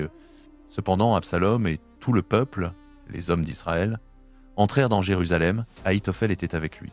Quand Hushaï l'Archite, l'ami de David, fut arrivé auprès d'Absalom, Hushaï dit à Absalom, « Vive le roi, vive le roi !» Absalom dit à Hushaï, « Voilà donc l'attachement que tu as pour ton ami. Pourquoi n'es-tu pas allé avec ton ami ?» Hushaï répondit à Absalom, « Non, celui que l'Éternel a choisi, que ce peuple et tous les hommes d'Israël ont choisi, c'est à lui que j'appartiendrai, et près de lui je demeurerai. D'ailleurs, qui servirai-je? Ne sera-ce pas son fils? Comme j'ai servi devant ton père, ainsi serai-je devant toi. » Puis Absalom dit à Ahitophel, « Donnez-nous votre avis, que devons-nous faire ?» Ahitophel répondit à Absalom, « Entre chez les concubines que ton père a laissées pour garder le palais, tout Israël apprendra que tu t'es rendu odieux à ton père, et les mains de tous ceux qui sont avec toi se fortifieront. » On dressa donc une tente pour Absalom sur le toit, et Absalom entra chez les concubines de son père aux yeux de tout Israël. En ces jours-là, le conseil que donnait Ahitophel était considéré comme si l'on avait consulté la parole de Dieu même. Ainsi était estimé tout le conseil d'Ahitophel, tant par David que par Absalom. 2 Samuel chapitre 17. Ahitophel dit à Absalom, « Permets-moi de choisir 12 000 hommes. Je me lèverai et je poursuivrai David cette nuit même. Je fonderai sur lui pendant qu'il est fatigué et que ses mains sont faibles. Je l'épouvanterai, tout le peuple qui est avec lui s'enfuira, et je frapperai le roi seul. Je ramènerai tout le peuple vers toi. La mort de l'homme que tu recherches équivaudra au retour de tous, et tout le peuple sera en paix. » Ce discours plut à Absalom et à tous les anciens d'Israël. Absalom dit, appelez aussi Hushaï l'architecte, que nous entendions ce qu'il a à dire lui aussi. Hushaï vint auprès d'Absalom, et Absalom lui dit, voici ce qu'a conseillé Ahitophel. Ferons-nous ce qu'il a dit, sinon parle toi-même. Hushaï répondit à Absalom, pour cette fois, le conseil qu'a donné Ahitophel n'est pas bon. Tu connais ton père et ses hommes, ce sont des braves, et ils ont l'amertume dans l'âme, comme une ours dans la campagne, à qui l'on a ravi ses petits. De plus, ton père est un homme de guerre, il ne passera pas la nuit avec le peuple. Voici, en ce moment même, il est caché dans quelque creux ou dans quelque autre lieu. Si, dès le début, il y a des morts parmi les nôtres, quiconque l'apprendra dira, il y a eu une défaite parmi le peuple qui suit Absalom. Alors même le plus vaillant, celui qui a un cœur de lion, se fondra de peur, car tout Israël sait que ton père est un héros, et que ceux qui sont avec lui sont vaillants. C'est pourquoi je conseille que tout Israël se rassemble auprès de toi, depuis Dan jusqu'à Beersheba, nombreux comme le sable qui est au bord de la mer, et que toi-même tu marches au combat. Nous irons contre lui dans l'un des lieux où on le trouvera. Nous fondrons sur lui comme la rosée tombe sur le sol. Et de lui, et de tous les hommes qui sont avec lui, il ne restera pas même un seul. S'il se retire dans une ville, tout Israël apportera des cordes vers cette ville-là, et nous la traînerons jusqu'au torrent, jusqu'à ce qu'on n'y trouve plus même un caillou. Absalom et tous les hommes d'Israël dirent le conseil de Hushaï l'architecte est meilleur que le conseil d'Ahitophel. L'Éternel avait décidé de faire échouer le bon conseil d'Ahitophel afin d'amener le malheur sur Absalom. Hushaï dit aux sacrificateurs Tsadok et Abiatar, Ahitophel a donné tel et tel conseil à Absalom et aux anciens d'Israël, et moi j'ai conseillé telle et telle chose. Maintenant, envoyez promptement informer David et dites-lui, ne passe pas cette nuit au gué du désert, mais traverse sans faute de peur que le roi et tout le peuple qui est avec lui ne soient engloutis. Jonathan et Ahimath se tenaient à Enrogel. Une servante alla les informer, et ils partirent pour porter la nouvelle au roi David, car il ne pouvait se montrer en entrant dans la ville. Un jeune homme les vit et le rapporta à Absalom. Les deux partirent aussitôt et entrèrent dans la maison d'un homme à Bahurim. Il avait un puits dans sa cour et ils y descendirent. La femme prit une couverture, l'étendit sur l'ouverture du puits et y répandit du grain pilé. Ainsi, on ne remarqua rien. Les gens d'Absalom arrivèrent chez la femme dans la maison et dirent « Où sont Ahimath et Jonathan ?» La femme leur répondit « Ils ont passé le ruisseau. » Ils cherchèrent, mais ne trouvèrent rien, et ils retournèrent à Jérusalem. Lorsqu'ils furent partis, les deux sortirent du puits et allèrent informer le roi David. Ils lui dirent « Levez-vous et passez vite l'eau, car voici le conseil qu'Ahitophel a donné contre vous. » David et tout le peuple qui était avec lui se levèrent et passèrent le Jourdain. Au point du jour, il ne restait plus personne qui n'eût passé le Jourdain. Ahitophel, voyant que son conseil n'était pas suivi, sella son âne et partit pour sa ville, dans sa maison. Il mit ordre à sa maison, puis il s'étrangla et mourut. On l'enterra dans le tombeau de son père. David arriva à Mahanaïm, et Absalom passa le Jourdain, lui et tous les hommes d'Israël avec lui. Absalom avait établi Amasa chef de l'armée à la place de Joab. Amasa était fils d'un homme nommé Jitra, l'Israélite, qui était entré chez Abigaïl, fille de Nahash, sœur de Tserouja, mère de Joab. Israël et Absalom campèrent dans le pays de Galaad. Lorsque David fut arrivé à Mahanaïm, Shobi, fils de Nahash, de Rabba des fils d'Ammon, Makir, fils d'Amiel, de Lodebar et Barzilaï, le Galaadite de Roglim, apportèrent des lits, des bassins et des vases de terre, du froment, de l'orge, de la farine, du grain rôti, des fèves, des lentilles, du miel, du beurre, des brebis et des fromages de vache. Ils les présentèrent à David et au peuple qui était avec lui pour qu'ils mangent. Car il disait « Ce peuple a souffert de la faim, de la fatigue et de la soif dans le désert. » 2 Samuel, chapitre 18. David passa en revue les troupes qui étaient avec lui et établit sur elles des chefs de milliers et des chefs de centaines. David divisa l'armée en 3 corps, un tiers sous le commandement de Joab, un tiers sous le commandement d'Abishai, fils de Tserouja, frère de Joab, et un tiers sous le commandement d'Itaï le Gittien. Le roi dit au peuple « Moi aussi je sortirai certainement avec vous ». Mais le peuple répondit « Tu ne sortiras pas, car si nous sommes mis en fuite, on ne fera pas attention à nous. Même si la moitié d'entre nous meurt, on n'y fera pas attention. Mais toi, tu vaux 10 000 d'entre nous. Il est donc préférable maintenant que tu sois prêt à nous secourir depuis la ville. » Le roi leur dit « Je ferai ce qui vous paraîtra bon. » Le roi se tint à côté de la porte, et tout le peuple sortit par centaines et par milliers. Le roi donna cet ordre à Joab, à Abishai et à Itaï. « Par égard pour moi, doucement avec le jeune homme, avec Absalom. » Et tout le peuple entendit le roi donner à tous les chefs cet ordre au sujet d'Absalom. L'armée de David sortit de la ville à la rencontre d'Israël, et la bataille eut lieu dans la forêt d'Éphraïm. Là, le peuple d'Israël fut battu devant les serviteurs de David. La défaite fut grande ce jour-là, 20 000 hommes. Le combat s'étendit sur toute la contrée, et la forêt dévora ce jour-là plus de monde que n'en dévora l'épée. Or, Absalom se trouva en présence des serviteurs de David. Absalom était monté sur un mulet, le mulet s'engagea sous les branches entrelacées d'un grand térébinthe. La tête d'Absalom s'accrocha au térébinthe et il resta suspendu entre ciel et terre, tandis que le mulet qui était sous lui passa outre. Un homme le vit et vint dire à Joab « Voici, j'ai vu Absalom suspendu à un térébinthe. » Joab dit à l'homme qui lui apportait la nouvelle « Quoi, tu l'as vu? Pourquoi ne l'as-tu pas abattu là par terre? Je t'aurais donné 10 cycles d'argent et une ceinture. » L'homme répondit à Joab « Quand on mettrait dans ma main 1000 cycles d'argent, je ne porterai pas la main sur le fils du roi, car nous avons entendu l'ordre que le roi vous a donné.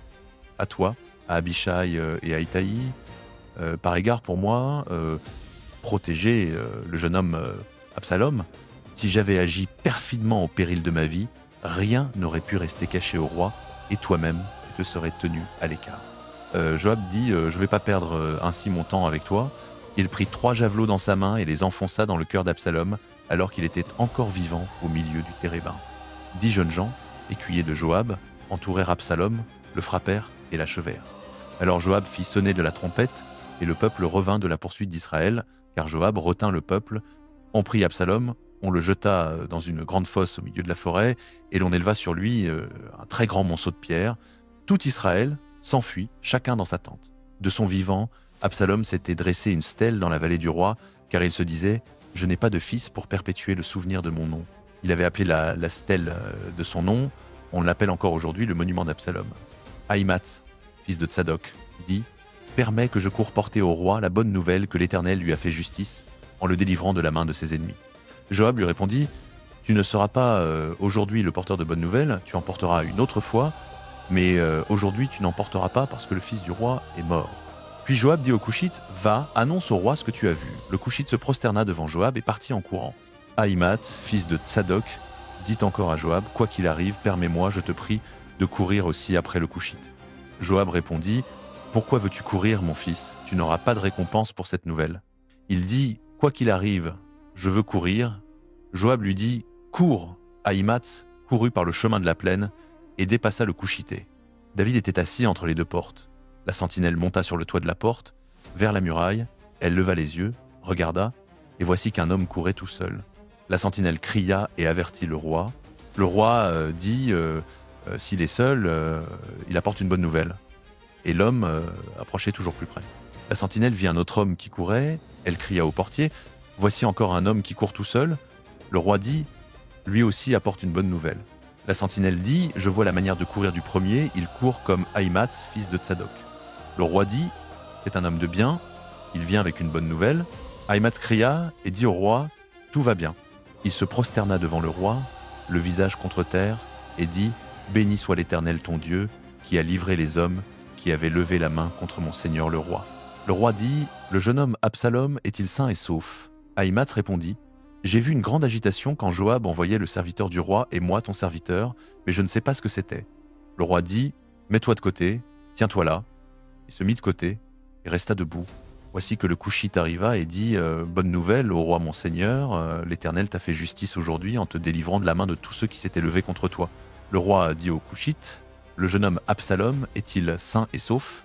Le Couchite répondit « Qu'il soit comme ce jeune homme, les ennemis de mon seigneur le roi et tous ceux qui se dressent contre toi pour le mal. » Le roi fut profondément ému, il monta dans la chambre au-dessus de la porte et pleura. En montant, il disait « Mon fils Absalom, mon fils Absalom, que ne suis-je mort à ta place? Absalom, mon fils, 2 Samuel, chapitre 19, on vint dire à Joab, voici que le roi pleure et se lamente à cause d'Absalom. La victoire ce jour-là fut changée en deuil pour tout le peuple, car le peuple apprit ce jour-là qu'on disait « le roi est affligé à cause de son fils ». Le peuple rentra dans la ville furtivement ce jour-là, comme rentrent furtivement des gens honteux d'avoir fui pendant le combat. Le roi s'était couvert le visage et criait à haute voix « Mon fils Absalom! Absalom! Mon fils! Mon fils !» Joab entra dans la maison auprès du roi et dit tu couvres aujourd'hui de confusion la face de tous tes serviteurs qui ont sauvé aujourd'hui ta vie, la vie de tes fils et de tes filles, la vie de tes femmes et la vie de tes concubines. Tu aimes ceux qui te haïssent et tu hais ceux qui t'aiment. Tu montres aujourd'hui que chefs et serviteurs ne sont rien pour toi. Je vois bien qu'Absalom, vivant et nous tous morts aujourd'hui, voilà ce qui te plairait. Maintenant lève-toi, sors et parle au cœur de tes serviteurs. Car je jure par l'Éternel que si tu ne sors pas, pas un homme ne restera avec toi cette nuit, et ce mal sera pire pour toi que tous ceux qui te sont arrivés depuis ta jeunesse jusqu'à présent. Alors le roi se leva et s'assit à la porte. On dit à tout le peuple, voici que le roi est assis à la porte. Et tout le peuple vint devant le roi. Cependant les Israélites s'étaient enfuis chacun dans sa tente. Dans toutes les tribus d'Israël, tout le peuple discutait en disant, le roi nous a délivrés de la main de nos ennemis, c'est lui qui nous a sauvés de la main des Philistins, et maintenant il a dû fuir du pays devant Absalom. Absalom que nous avions oint pour régner sur nous est mort à la guerre. Pourquoi donc ne parlez-vous pas de faire revenir le roi ? Le roi David envoya dire aux sacrificateurs Tsadok et Abiatar, parlez aux anciens de Juda et dites-leur, pourquoi seriez-vous les derniers à ramener le roi dans sa maison ? Alors que la parole de tout Israël est parvenue au roi dans sa maison, vous êtes mes frères, vous êtes mes os et ma chair, pourquoi seriez-vous les derniers à ramener le roi ? Et vous direz à Amasa, n'es-tu pas mon os et ma chair ? Que Dieu me traite dans toute sa rigueur si tu ne deviens pas devant moi pour toujours chef de l'armée à la place de Joab. Il fléchit ainsi le cœur de tous les hommes de Juda comme d'un seul homme. Ils firent dire au roi, reviens toi et tous tes serviteurs. Le roi revint donc et arriva jusqu'au Jourdain. Les hommes de Juda étaient venus à Gilgal pour aller au-devant du roi et lui faire passer le Jourdain. Shimei, fils de Guéra, le benjamite de Bahurim, se hâta de descendre avec les hommes de Juda au-devant du roi David. Il avait avec lui 1000 hommes de Benjamin, ainsi que Tsiba, serviteur de la maison de Saül, avec ses 15 fils et ses 20 serviteurs. Ils se précipitèrent vers le Jourdain devant le roi, et passèrent le gué pour faire traverser la maison du roi et pour agir selon son bon plaisir. Shimei, fils de Guéra, se jeta aux pieds du roi quand celui-ci allait passer le Jourdain, et il dit au roi, « Que mon seigneur ne me tienne pas pour coupable, et ne se souvienne plus du tort que ton serviteur a commis, le jour où mon seigneur le roi sortait de Jérusalem, que le roi ne le prenne pas à cœur, car ton serviteur reconnaît qu'il a péché. Et voici qu'aujourd'hui je suis le premier de toute la maison de Joseph à descendre au-devant de mon seigneur le roi. » Alors Abishai, fils de Tserouja, prit la parole et dit « Ne doit-on pas faire mourir Shimei parce qu'il a maudit loin de l'Éternel ?» Mais David répondit « Qu'ai-je à faire avec vous, fils de Tserouja, pour que vous soyez aujourd'hui pour moi un adversaire ? Ferait-on mourir aujourd'hui quelqu'un en Israël ? Ne sais-je pas que je suis aujourd'hui roi sur Israël ?» Et le roi dit à Shimei « Tu ne mourras pas. » Le roi le lui jura. Méphibosheth, petit-fils de Saül, descendit aussi au-devant du roi. Il n'avait pas soigné ses pieds, ni fait sa barbe, ni lavé ses vêtements depuis le jour où le roi était parti, jusqu'au jour où il revint en paix. Lorsqu'il vint de Jérusalem au-devant du roi, le roi lui dit « Pourquoi n'es-tu pas venu avec moi, Méphibosheth ?» Il répondit « Ô roi, mon seigneur, mon serviteur m'a trompé. Car ton serviteur avait dit « Je ferai sceller mon âne, je monterai dessus, et j'irai avec le roi, car ton serviteur est boiteux. Mon serviteur a calomnié ton serviteur auprès de mon seigneur le roi, mais mon seigneur le roi est comme un ange de Dieu, fais ce qui te semblera bon. Toute la maison de mon père n'était que gens dignes de mort devant mon seigneur le roi, et tu as mis ton serviteur parmi ceux qui mangent à ta table. Quel droit ai-je encore de crier vers le roi ?» Le roi lui dit pourquoi parler encore tant de paroles ? Je décide. Toi et Tsiba, vous partagerez les terres. Méphibosheth répondit au roi qu'il prenne même le tout, puisque mon seigneur le roi est revenu en paix dans sa maison. Barzillai, le Galadite, descendit aussi de Rogelim et passa le Jourdain avec le roi pour l'accompagner de l'autre côté. Barzillai était très vieux, âgé de 80 ans. C'était lui qui avait entretenu le roi pendant son séjour à Mahanaïm, car c'était un homme très riche. Le roi dit à Barzillai « Passe avec moi, je t'entretiendrai chez moi à Jérusalem. » Mais Barzillai répondit au roi « Combien d'années me reste-t-il à vivre pour que je monte avec le roi à Jérusalem ? Je suis aujourd'hui âgé de 80 ans. Puis-je distinguer ce qui est bon de ce qui ne l'est pas ? Ton serviteur peut-il encore goûter ce qu'il mange et ce qu'il boit ? Puis-je encore entendre la voix des chanteurs et des chanteuses ?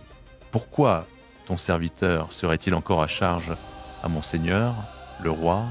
Ton serviteur accompagnera le roi un peu au-delà du Jourdain, pourquoi le roi m'accorderait-il cette récompense? Permets que ton serviteur s'en retourne, que je meure dans ma ville, près du tombeau de mon père et de ma mère. Mais voici ton serviteur, Kimham, il passe avec mon seigneur le roi, et fais pour lui ce qui te semblera bon. Le roi répondit, Kimham passera avec moi, je ferai pour lui ce qui te plaira, et tout ce que tu désireras de moi, je le ferai pour toi. Tout le peuple passa le Jourdain, puis le roi passa, le roi embrassa Barzillai et le bénit, et Barzillai s'en retourna chez lui. Le roi se dirigea vers Gilgal, et Kimham passa avec lui. Tout le peuple de Juda et aussi la moitié du peuple d'Israël avaient fait passer le roi. Voici que tous les hommes d'Israël vinrent auprès du roi et lui dirent « Pourquoi nos frères, les hommes de Juda, t'ont-ils enlevé et ont-ils fait passer le Jourdain au roi à sa maison et à tous les gens de David avec lui ?» Tous les hommes de Juda répondirent aux hommes d'Israël « Parce que le roi est notre proche parent. Pourquoi vous fâchez-vous de cela? Avons-nous vécu aux dépens du roi? Nous a-t-il fait des présents ?» Les hommes d'Israël répondirent aux hommes de Juda, « Nous avons 10 parts dans le roi, nous avons donc plus de droits sur David que vous. Pourquoi nous avez-vous méprisés? N'avons-nous pas été les premiers à parler de ramener notre roi ?» Mais les paroles des hommes de Juda furent plus dures que celles des hommes d'Israël. 2 Samuel chapitre 20, il se trouvait là un vaurien nommé Sheba, fils de Bichri, Benyaminite. Il sonna du corps et dit « Nous n'avons point de part avec David, point d'héritage avec le fils de Jessé. » Chacun a ses tentes, Israël. Tous les hommes d'Israël abandonnèrent David pour suivre Sheba, fils de Bichri. Mais les hommes de Juda s'attachèrent à leur roi, depuis le Jourdain jusqu'à Jérusalem. David rentra dans son palais, à Jérusalem. Il prit les 10 concubines qu'il avait laissées pour garder le palais, les plaça dans une maison, sous surveillance, pourvu à leur entretien, mais n'alla pas vers elles. Elles furent enfermées jusqu'au jour de leur mort, vivant comme des veuves. Le roi dit à Amasa, « Convoque-moi les hommes de Juda dans les 3 jours, et toi, sois ici présent. » Amasa partit pour convoquer Juda, mais il tarda au-delà du délai que le roi lui avait fixé. David dit à Abishai, « Maintenant, Sheba, fils de Bichri, nous fera plus de mal qu'Absalom. Prends les serviteurs de ton maître et poursuis-le. De peur qu'il ne trouve des villes fortes et ne nous échappe, les hommes de Joab, les Kérétiens, les Pélétiens et tous les vaillants guerriers sortirent sous le commandement d'Abishai. Ils quittèrent Jérusalem pour poursuivre Sheba, fils de Bichri. Comme ils étaient près de la grande pierre qui est à Gabaon, Amasa vint à leur rencontre. Joab était vêtu de sa tunique militaire. Par-dessus, il portait une ceinture à laquelle était attachée une épée dans son fourreau, pendue à ses reins. Il s'avança, et l'épée tomba. Joab dit à Amasa, « Te portes-tu bien, mon frère ?» Et de la main droite, Joab saisit la barbe d'Amasa pour le baiser. Amasa ne prit pas garde à l'épée qui était dans la main de Joab. Celui-ci l'en frappa au ventre, ses entrailles se répandirent à terre, et il mourut sans qu'on eût à le frapper une seconde fois. Puis Joab et son frère Abishai poursuivirent Sheba, fils de Bichri. Un des hommes de Joab s'arrêta près d'Amasa et dit « Qui veut Joab et qui est pour David, qu'il suive Joab ?» Amasa gisait, baigné dans son sang, au milieu du chemin. L'homme vit que tout le peuple s'arrêtait. Il traîna Amasa hors du chemin dans un champ et jeta un manteau sur lui. Quand on l'eut enlevé du chemin, tous passèrent et suivirent Joab pour poursuivre Sheba, fils de Bichri.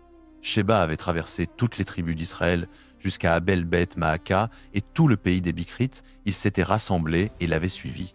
Les gens de Joab vinrent assiéger Sheba dans Abel-Beth-Maaka. Ils élevèrent contre la ville un terrassement qui dominait le rempart, et toute l'armée qui était avec Joab sapait la muraille pour la faire tomber. Alors une femme avisée cria de la ville « Écoutez, écoutez, dites à Joab, approche jusqu'ici que je te parle. » Il s'approcha d'elle, et la femme dit « Es-tu Joab ?» Il répondit « C'est moi. » Elle lui dit « Écoute les paroles de ta servante. » Il répondit « J'écoute. » Elle reprit « Autrefois on disait « On consulte Abel. » Et ainsi on terminait les affaires. Nous sommes paisibles et fidèles en Israël. Et toi, tu cherches à faire périr une ville qui est une mère en Israël. Pourquoi veux-tu engloutir l'héritage de l'Éternel? Joab répondit « loin de moi, l'idée d'engloutir et de détruire. » Il n'en est pas ainsi. Un homme de la montagne d'Éphraïm nommé Sheba, fils de Bichri, a levé la main contre le roi, contre David. « Livrez-moi cet homme seul, et je m'éloignerai de la ville. » La femme dit à Joab « Voici, sa tête va être jetée par-dessus la muraille. » La femme alla vers tout le peuple avec sa sagesse. On coupa la tête à Sheba, fils de Bichri, et on la jeta à Joab. Joab sonna de la trompette. On se dispersa loin de la ville. Chacun rentra dans sa tente, et Joab revint à Jérusalem auprès du roi. Joab commandait toute l'armée d'Israël. Benaja, fils de Jéhojada, commandait les Kérétiens et les Pélétiens. Adoram était préposé aux corvées. Josaphat, fils d'Ahiloud, était archiviste. Sheva était secrétaire. Sadok et Abiatar étaient sacrificateurs, et Hira, le Jaïrite, était aussi sacrificateur de David. 2 Samuel chapitre 20 et 1.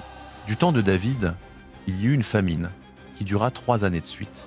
David consulta l'Éternel, et l'Éternel dit, c'est à cause de Saül et de sa maison sanguinaire, parce qu'il a fait mourir les Gabaonites. Le roi appela les Gabaonites et leur parla. Or, les Gabaonites n'étaient pas des fils d'Israël, mais un reste des Amoréens. Les fils d'Israël s'étaient engagés envers eux par serment, mais Saül avait cherché à les exterminer dans son zèle pour les fils d'Israël et de Juda.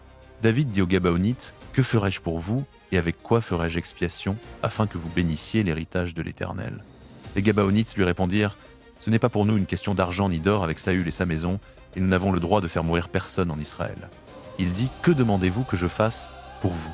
Ils répondirent au roi, « Quant à l'homme qui nous a exterminés et qui avait formé le projet de nous détruire afin qu'il n'y ait plus de nous dans tout le territoire d'Israël, qu'on nous livre cet homme d'entre ses descendants, nous les pendrons devant l'Éternel à Gibéa de Saül, l'élu de l'Éternel. » Le roi dit, « Je les livrerai. » Le roi épargna Méphibosheth, fils de Jonathan, fils de Saül, à cause du serment fait devant l'Éternel entre David et Jonathan, fils de Saül. Mais le roi prit les 2 fils que Ritzpa, fille d'Aja, avait enfantés à Saül, Harmonie et Méphibosheth, ainsi que les 5 fils que Mérab, fille de Saül, avait enfantés à Adriel, fils de Barzillai, le Méolatite. Il les livra entre les mains des Gabaonites, qui les pendirent sur la montagne, devant l'Éternel. Ces 7 hommes périrent ensemble. Ils furent mis à mort au premier jour de la moisson, au commencement de la moisson des orges. Ritzpa, fille d'Aja, prit un sac et l'étendit sur le rocher pour elle-même, depuis le commencement de la moisson jusqu'à ce que l'eau du ciel tombât sur les corps. Elle ne permit pas aux oiseaux du ciel d'y toucher pendant le jour, ni aux bêtes des champs pendant la nuit. On rapporta à David ce qu'avait fait Ritzpa, fille d'Aja, concubine de Saül. David alla prendre les ossements de Saül et ceux de Jonathan son fils chez les habitants de Jabès de Galad, qui les avaient enlevés de la place de Beth-Shan où les Philistins les avaient suspendus le jour où ils avaient battu Saül à Gilboa. Il emporta de là les ossements de Saül et ceux de Jonathan son fils. On recueillit aussi les ossements de ceux qui avaient été pendus. On enterra les ossements de Saül et de Jonathan son fils dans le pays de Benjamin, à Tséla, dans le sépulcre de Kish, père de Saül. On fit tout ce que le roi avait ordonné. Après cela, Dieu se laissa fléchir en faveur du pays. Il y eut encore une bataille contre les Philistins. David descendit avec ses serviteurs et ils combattirent les Philistins. David était épuisé. Ishbi-Benob, l'un des descendants de Rapha, avait une lance dont le fer pesait 300 cycles d'airain. Il était ceint d'une armure neuve et parlait de tuer David. Mais Abishai, fils de Tserouja, vint au secours de David. Il frappa le Philistin et le tua.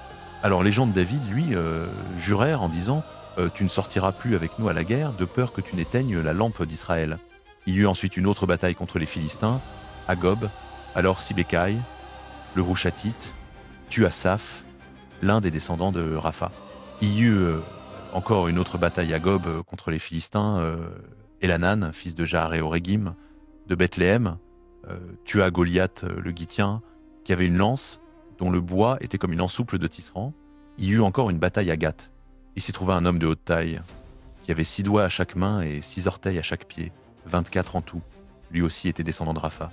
Il lança un défi à Israël, mais Jonathan, fils de Shiméa, frère de David, le tua. Ces 4 hommes étaient nés descendants de Rapha à Gath, ils tombèrent par la main de David et par la main de ses serviteurs. 2 Samuel, chapitre 22. David adressa à l'Éternel les paroles de ce cantique, au jour où l'Éternel l'eut délivré de la main de tous ses ennemis et de la main de Saül. Il dit « L'Éternel est mon rocher, ma forteresse et mon libérateur. Mon Dieu, mon roc où je trouve un refuge, mon bouclier et la corne de mon salut, ma haute retraite et mon refuge. Ô mon sauveur, tu me sauves de la violence. J'invoque l'Éternel, qui est digne de louange, et je suis sauvé de mes ennemis. Les flots de la mort m'environnaient, les torrents de la destruction m'épouvantaient. Les liens du séjour des morts m'entouraient, les filets de la mort m'attendaient. Dans ma détresse, j'invoquais l'Éternel, je criais vers mon Dieu. De son palais, il entendit ma voix, et mon cri parvint à ses oreilles. La terre fut ébranlée et trembla, les fondements des cieux s'agitèrent, ils furent ébranlés parce qu'il était irrité. Une fumée montait de ses narines, et un feu dévorant sortait de sa bouche. Il en jaillissait des charbons embrasés. Il abaissa les cieux et descendit. Une sombre nuée était sous ses pieds. Il était monté sur un chérubin et volait, il planait sur les ailes du vent. Il faisait des ténèbres une tente autour de lui, une masse d'eau, d'épais nuages. De l'éclat qui le précédait jaillissaient des charbons de feu éclairs. L'Éternel tonna des cieux, Le Très-Haut fit retentir sa voix. Il lança ses flèches et dispersa mes ennemis. Il multiplia les éclairs et les mit en déroute. Le lit de la mer apparut. Les fondements du monde furent mis à nu par la menace de l'Éternel, par le souffle du vent de ses narines. Il étendit sa main d'en haut, il me saisit, il me retira des grandes eaux.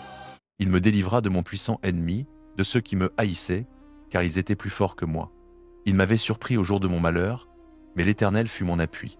Il m'a mis au large, il m'a sauvé, parce qu'il m'aime. L'Éternel me traite selon ma justice. Il me récompense selon la pureté de mes mains, car j'ai gardé les voies de l'Éternel. Je ne me suis point éloigné coupable de mon Dieu. Toutes ses ordonnances sont devant moi, je ne m'écarte pas de ses prescriptions. J'ai été intègre envers lui, je me suis tenu en garde contre mon iniquité. Aussi l'Éternel m'a rendu selon ma justice, selon ma pureté devant ses yeux. Avec celui qui est fidèle, tu te montres fidèle. Avec l'homme intègre, tu te montres intègre. Avec celui qui est pur, tu te montres pur. Et avec le pervers, tu te montres habile. Tu sauves le peuple humilié, et tes regards abaissent les hautains. Oui, tu es ma lampe, ô Éternel. L'Éternel fait resplendir mes ténèbres. Avec toi, je me précipite sur une troupe. Avec mon Dieu, je franchis une muraille. La voix de Dieu est parfaite. La parole de l'Éternel est éprouvée. Il est un bouclier pour tous ceux qui se confient en lui. Car qui est Dieu, sinon l'Éternel? Et qui est un rocher, sinon notre Dieu? C'est Dieu qui me ceint de force, qui rend ma voie parfaite. Il rend mes pieds semblables à ceux des biches. Il me fait tenir sur mes hauteurs. Il exerce mes mains au combat. Et mes bras bandent un arc d'airain. Tu m'as donné le bouclier de ton salut. Et ta bonté me fait grandir. Tu élargis le chemin sous mes pas, et mes chevilles n'ont point chancelé. Je poursuis mes ennemis, je les écrase, je ne reviens pas qu'ils ne soient exterminés. Je les écrase, ils peuvent se relever, ils tombent sous mes pieds. Tu me ceins de force pour le combat, tu fais plier sous moi mes adversaires, tu fais tourner le dos à mes ennemis devant moi, je détruis ceux qui me haïssent. Ils crient, mais il n'y a point de sauveur. Ils crient à l'Éternel, mais il ne leur répond pas. Je les broie comme la poussière de la terre, je les écrase, je les foule comme la boue des rues. Tu me délivres des révoltes de mon peuple, tu me conserves pour chef des nations. Un peuple que je ne connaissais pas m'est assujetti. Les fils de l'étranger me flattent. Au bruit de mon nom, ils m'obéissent. Les fils de l'étranger défaillent, ils sortent tremblants de leur forteresse. Vive l'Éternel, béni soit mon rocher, que Dieu, le rocher de mon salut, soit exalté, le Dieu qui m'accorde des vengeances, qui soumet des peuples sous moi, qui me délivre de mes ennemis. Tu m'élèves au-dessus de mes adversaires, tu me sauves de l'homme violent. C'est pourquoi je te louerai parmi les nations, ô Éternel, je chanterai ton nom. Il accorde de grandes délivrances à son roi, il use de bonté envers son oint, envers David et sa descendance à jamais. 2 Samuel chapitre 23, voici les dernières paroles de David. Oracle de David, fils de Jessé, oracle de l'homme haut placé, de loin du Dieu de Jacob, du chantre favori des cantiques d'Israël. L'Esprit de l'Éternel parle par moi, sa parole est sur ma langue. Le Dieu d'Israël a parlé, le rocher d'Israël m'a dit, celui qui règne sur les hommes avec justice, celui qui règne dans la crainte de Dieu, est comme la lumière du matin quand le soleil se lève, un matin sans nuage, par l'éclat qui suit la pluie, il fait germer de la terre l'herbe verte. Oui, ma maison est ainsi devant Dieu. Il a conclu avec moi une alliance éternelle, bien réglée et assurée en tout. Ne fera-t-il pas germer mon salut et tous mes désirs? Mais les gens pervers sont tous comme des épines qu'on rejette, car on ne les prend pas avec la main. Celui qui les touche s'arme d'un fer ou d'un bois de lance, et on les brûle entièrement sur place. Voici les noms des vaillants hommes qui étaient au service de David. Josheb-Bashébet, le Takémonite, chef des Trois, c'est lui qui brandit sa lance sur 800 hommes qu'il tua en une seule fois. Après lui, Éléazar, fils de Dodaï, l'Ahoïte, l'un des 3 vaillants. Il était avec David à Padamim lorsque les Philistins s'y étaient rassemblés pour le combat. Les hommes d'Israël s'étaient retirés, mais lui tint ferme et frappa les Philistins jusqu'à ce que sa main soit lasse et reste collée à l'épée. L'Éternel opéra une grande délivrance ce jour-là. Le peuple revint derrière Éléazar, mais seulement pour piller les morts. Après lui, Shama, fils d'Agé, le Hararite, les Philistins s'étaient rassemblés à Léhi dans un champ plein de lentilles. Le peuple fuyait devant les Philistins. Shama se posta au milieu du champ, le défendit et frappa les Philistins. L'Éternel opéra une grande délivrance. 3 des 30 chefs descendirent au temps de la moisson et vinrent auprès de David à la grotte d'Adullam, tandis qu'une troupe de Philistins campait dans la vallée des Réphaïm. David était alors dans le refuge, et il y avait une garnison de Philistins à Bethléem. David eut un désir et dit « Qui me fera boire de l'eau du puits qui est à la porte de Bethléem ?» Les 3 vaillants hommes forcèrent le camp des Philistins, puisèrent de l'eau du puits qui est à la porte de Bethléem, l'emportèrent et la présentèrent à David. mais il ne voulut pas la boire et la répandit devant l'Éternel. Il dit loin de moi, ô Éternel, de faire une telle chose. N'est-ce pas le sang de ces hommes qui sont allés au péril de leur vie? Et il ne voulut pas la boire. Voilà ce que firent ces 3 vaillants hommes. Abishai, frère de Joab, fils de Tserouja, était chef des 30. Il brandit sa lance sur 300 hommes qu'il tua, et il acquit de la renommée parmi les 3. Il fut le plus considéré des 30 et devint leur chef, mais il n'égala pas les 3 premiers. Benaja, fils de Jéhojada, homme vaillant de Captseel, riche en exploits, il frappa les 2 Ariels de Moab. Il descendit au milieu d'une citerne un jour de neige et y tua un lion. Il frappa un Égyptien d'une stature imposante. L'Égyptien avait une lance à la main. Benaja descendit contre lui avec un bâton, arracha la lance de la main de l'Égyptien et le tua avec sa propre lance. Voilà ce que fit Benaja, fils de Jéhojada. Il eut de la renommée parmi les 3 vaillants hommes. Il fut le plus considéré des 30, mais il n'égala pas les 3 premiers. David le plaça à la tête de sa garde personnelle. Parmi les 30 étaient Asaël, frère de Joab, Elanan, fils de Dodo, de Bethléem, Shama, le Harodite, Elika le Harodité, Élet, le Paltite, Ira, fils d'Ikesh, de Tekoa, Abiezer, d'Anatot, Mebounai le Hushatite, Salmon Laoïte, Maharai, le Nétophatite, Éleb, fils de Baana, le Nétophatite, Itaï, fils de Ribaï, de Gibéa, des fils de Benjamin, Benaja, le Piratonite, Idaï, d'Étorant de Gash, Abialbon l'Arbatite, Azmavet, le Barumite, Eliaba le Chalbonite, les fils de Jachem, Jonathan, fils de Shama le Hararite, Ayam, fils de Sharar l'Hararite, Eliphélé, fils d'Azbaï, fils d'un Maakatite, Eliam, fils d'Aïtophel, le Guilionite, Etzraï le Carmélite, Paraï l'Arbite, Yigal, fils de Nathan, de Tsoba, Bani le Gadite, Tsélek l'Ammonite, Naharai le Bérotite, porteur d'armes de Joab, fils de Tserouja, Ira le Jétrite, Gareb le Jétrite, Uri le Hittite. 37 en tout. 2 Samuel chapitre 24. La colère de l'Éternel s'enflamma de nouveau contre Israël, et il excita David contre eux en disant « Va, fais le dénombrement d'Israël et de Juda ». Le roi dit à Joab et au chef de l'armée qui était avec lui « Parcourez toutes les tribus d'Israël, depuis Dan jusqu'à Beersheba, et faites le recensement du peuple afin que je sache le nombre des hommes. » Joab répondit au roi « Que l'Éternel ton Dieu multiplie le peuple 100 fois autant, et que les yeux de mon Seigneur, le roi, le voient. Mais pourquoi mon Seigneur le roi veut-il faire cela ?» Cependant la parole du roi l'emporta sur Joab et sur les chefs de l'armée. Joab et les chefs de l'armée quittèrent le roi pour faire le recensement du peuple d'Israël. Ils passèrent le Jourdain et campèrent à Aroër, au sud de la ville qui est au milieu de la vallée. Puis ils allèrent vers Gad et vers Jazer. Ils vinrent à Galad et dans le pays de Tatim-Otchi, ils vinrent à Danian et firent le tour en direction de Sidon.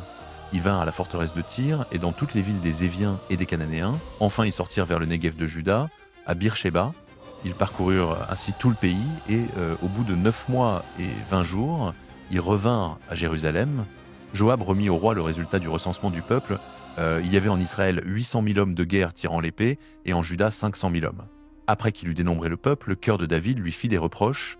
David dit à l'Éternel « J'ai commis un grand péché en faisant cela. Maintenant, Éternel, ôte, je te prie, l'iniquité de ton serviteur, car j'ai agi très follement. » Le lendemain matin, avant que David ne se lève, la parole de l'Éternel fut adressée à Gad, le prophète, le voyant de David, va dire à David « Ainsi parle l'Éternel, je te propose 3 fléaux, choisis-en un et je te le ferai subir. » Gad alla vers David et lui fit connaître la chose en disant « Veux-tu 7 années de famine dans ton pays, ou 3 mois de fuite devant tes ennemis qui te poursuivront, ou 3 jours de peste dans ton pays ? Maintenant, réfléchis et vois ce que je dois répondre à celui qui m'envoie. » David répondit à Gad « Je suis dans une grande angoisse. Or, que nous tombions entre les mains de l'Éternel, car ses compassions sont immenses, mais que je ne tombe pas entre les mains des hommes. » L'Éternel envoya la peste en Israël, depuis le matin jusqu'au temps fixé, et il mourut 70 000 hommes parmi le peuple, depuis Dan jusqu'à Beersheba. Comme l'ange étendait la main sur Jérusalem pour la détruire, l'Éternel se repentit de ce mal, et dit à l'ange qui ravageait le peuple, « Assez, retire maintenant ta main. » L'ange de l'Éternel se tenait alors près de l'aire d'Araouna, le Jébusien. David, voyant l'ange qui frappait le peuple, dit à l'Éternel, « Voici, c'est moi qui ai péché, c'est moi qui suis coupable, mais ces brebis ont-elles fait ? Que ta main soit sur moi et sur la maison de mon père. » Ce même jour, Gad vint vers David et lui dit « Montez, élève un autel à l'Éternel dans l'aire d'Arauna, le Jébusien. » David monta selon la parole de l'Éternel, comme Gad le lui avait ordonné. Araouna regarda et vit le roi et ses serviteurs qui se dirigeaient vers lui. Araouna sortit et se prosterna devant le roi, le visage contre terre. Araouna dit « Pourquoi mon seigneur, le roi, vient-il vers son serviteur ?» David répondit « Pour acheter de toi ton aire et y bâtir un autel à l'Éternel, afin que la plaie se retire de dessus le peuple. » Araouna dit à David « Que mon seigneur le roi prenne et offre ce qui lui semblera bon. Voici les bœufs pour l'holocauste, les traîneaux et les joues des bœufs pour le bois. Tout cela, au roi, Araouna le donne au roi. » Araouna dit encore au roi que l'Éternel ton Dieu te soit favorable, mais le roi dit à Araouna « Non, je veux l'acheter de toi à prix d'argent. Je n'offrirai pas à l'Éternel, mon Dieu, des holocaustes qui ne me coûtent rien. » David acheta l'aire et les bœufs pour 50 cycles d'argent. David bâtit là un autel à l'Éternel et offrit des holocaustes et des sacrifices de communion. Alors l'Éternel fut apaisé envers le pays, et la plaie se retira d'Israël.